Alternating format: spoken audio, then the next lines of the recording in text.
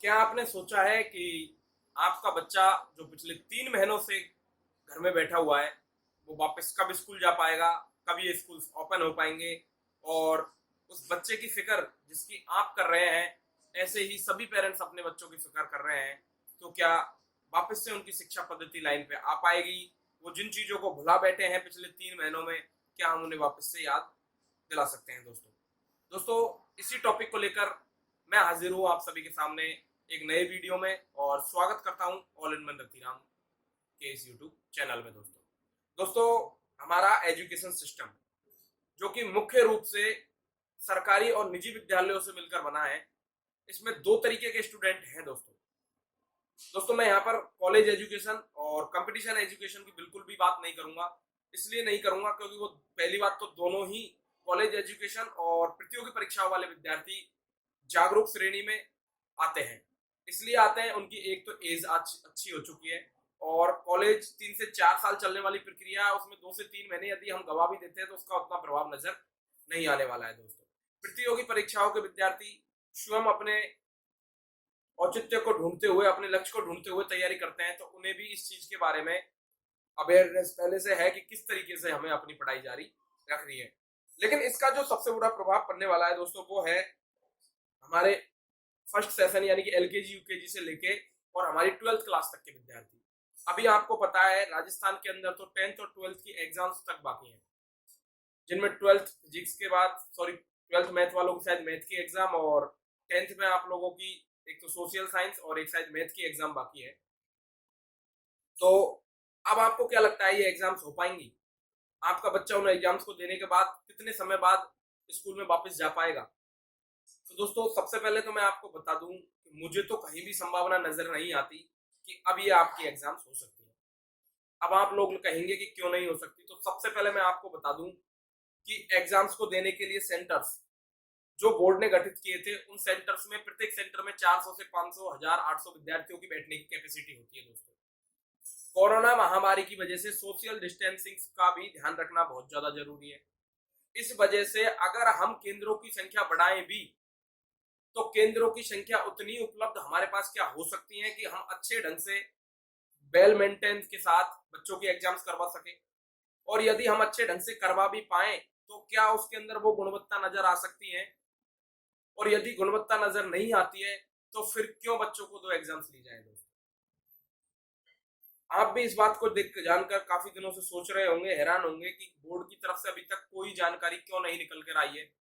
मैं बता दूं, इसलिए नहीं निकल कर आई है क्योंकि उनके पास भी कोई उपाय नजर नहीं आ रहा है दोस्तों। सरकार इस बात को लेकर परेशानी में है कि कोरोना की बढ़ती संख्या को कैसे रोका जाए। और जब ये बढ़ती संख्या ही नहीं रुक रही, तो एक जगह भीड़ इकट्ठा करना, चाहे वो स्टूडेंट्स की हो, चाहे अध्यापक की हो, चाहे पेरेंट्स की हो, इसके बारे में तो सरकार आने वाले कुछ दिनों तक, तो क्या महीने तक भी नहीं सोचने वाली है। अब बताइए, आपके बच्चे की एग्जाम किस तरह संभव है दोस्तों? सरकार ने स्कूल खोलने की जो डेडलाइन है, वो ग्रीन सवाल को बढ़ाते हुए, अवकाश को बढ़ाते हुए 1 जुलाई कर दी है। राजस्थान में तो अभी तक आरटी के जो फॉर्म आप लोगों के आते हैं, उसकी कोई जानकारी उपलब्ध नहीं है। रोज सरकार कहती है कि जल्द ही नई डेट चालू कर देंगे, जल्द ही नई डेट जारी कर देंगे, लेकिन 10th और 12th के बच्चों के लिए ये आशा भी नजर नहीं आती। पिछले 3 महीनों से जो विद्यार्थी घर बैठा हुआ है, छोटी क्लास के विद्यार्थी 70% सिलेबस भूल चुके हैं। इस बात की आप गारंटी मुझसे ले लीजिए। कुछ हालांकि स्कूल वाले ऑनलाइन क्लासेस पढ़ा रहे हैं, कुछ व्हाट्सएप पे होमवर्क दे रहे हैं, कुछ टीचर्स से फोन करवा के बच्चों की समस्याओं का निदान कर रहे हैं।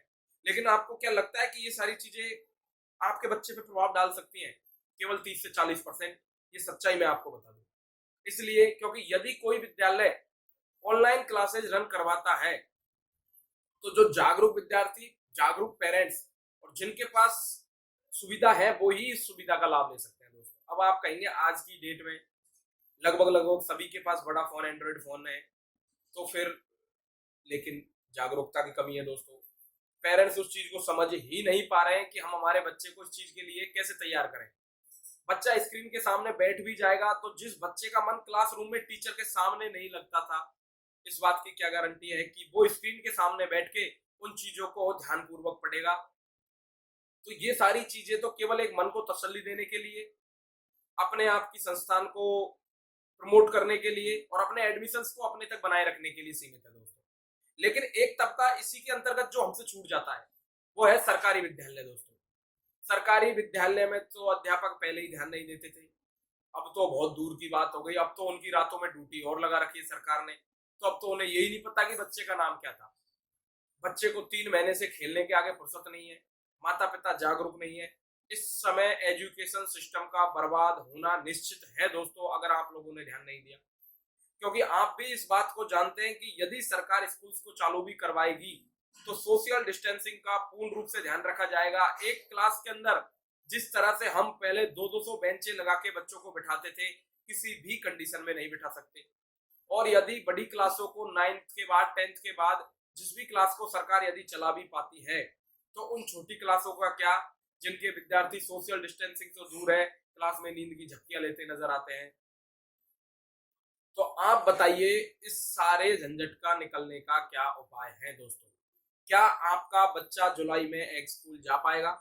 मुझे नहीं लगता किसी भी कंडीशन में जा पाएगा, क्योंकि आप भी इस बात को जानते हैं कि यदि जुलाई में स्कूल चालू भी करवा दिए तो पहले तो बोर्ड्स के रिजल्ट बनेंगे, कॉलेजेस की एग्जाम आप लोगों की बाकी है, बीएसटीसी की एग्जाम अभी तक डेट नहीं आई, अभी पीटीईटी की आप लोगों की हालांकि डेट है लेकिन संभव डेट है।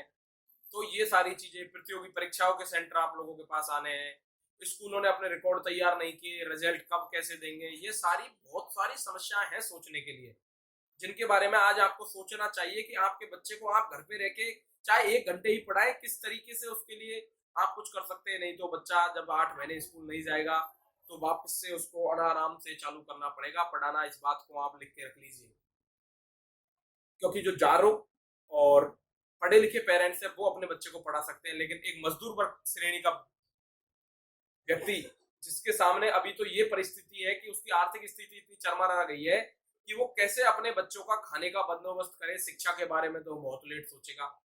क्या हम भारत को वापस से उसी युग में ले जाना चाहते हैं जहाँ अशिक्षा की दर बहुत ज्यादा थी, लोग जागरूक नहीं थे? तो इसके लिए आप लोग क्या कर सकते हैं?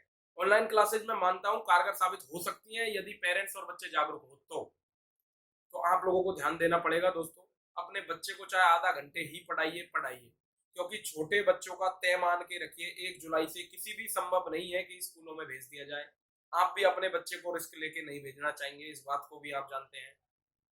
क्योंकि सरकार जानती है कि अगर हमने गैदरिंग इकट्ठी की और किसी भी तरीके से कोरोना का विस्फोट हुआ तो ये सारी जिम्मेदारी सरकार के ऊपर आके ठहर जाएगी। इसलिए सरकार भी बिल्कुल रिस्क नहीं लेगी। सरकार के मंत्रियों के, पैसे वालों के, बड़े लोगों के, उनके सबके बच्चे घर पे ऑनलाइन पढ़ सकते हैं, क्योंकि जो समझदार हैं वो माता पिता पढ़े लिखे हैं, उनके पास सुविधाएं हैं। लेकिन उस 60% श्रेणी, 40% श्रेणी के विद्यार्थी का क्या, जिसके पास ना तो सुविधाएं हैं, ना पढ़े लिखे माता पिता हैं, ना स्कूल वाले उनके ऊपर ध्यान देने को तैयार है, और फीस भी माफ नहीं करेंगे 3 महीने की और पूरी वसूलेंगे, और उस मजदूर के पास पहले से ही आर्थिक स्थिति चरमराई हुई है। इसलिए दोस्तों अपने बच्चे को यदि हो सके तो घर पे पढ़ाने की कोशिश अवश्य करें, क्योंकि मुझे नहीं लगता किसी भी कंडीशन में सितंबर तक स्कूल ओपन हो पाएंगे दोस्तों। ये बहुत ही बड़ी गंभीर समस्या आज हमारे सामने आई हुई है। इसके लिए आप सभी को तैयार रहना ही होगा। तो दोस्तों ये सारी चीजें हमने इस वीडियो के अंदर आप लोगों तक पहुंचाने की कोशिश करी। आप लोगों के विचार आमंत्रित है कमेंट बॉक्स में। अगर किसी प्रकार की कोई भी समस्या और अगर हम आपकी मदद कर सकते हैं तो हमें बहुत ही खुशी होगी दोस्तों। तो दोस्तों इस वीडियो के अंतर्गत फिलहाल इतना ही। अगर आप लोगों के विचार अच्छे आए और हम आपकी अगर कोई मदद कर सके तो इस संबंध में और वीडियो आप लोगों को मिलेंगे। तब तक के लिए गुड बाय, धन्यवाद।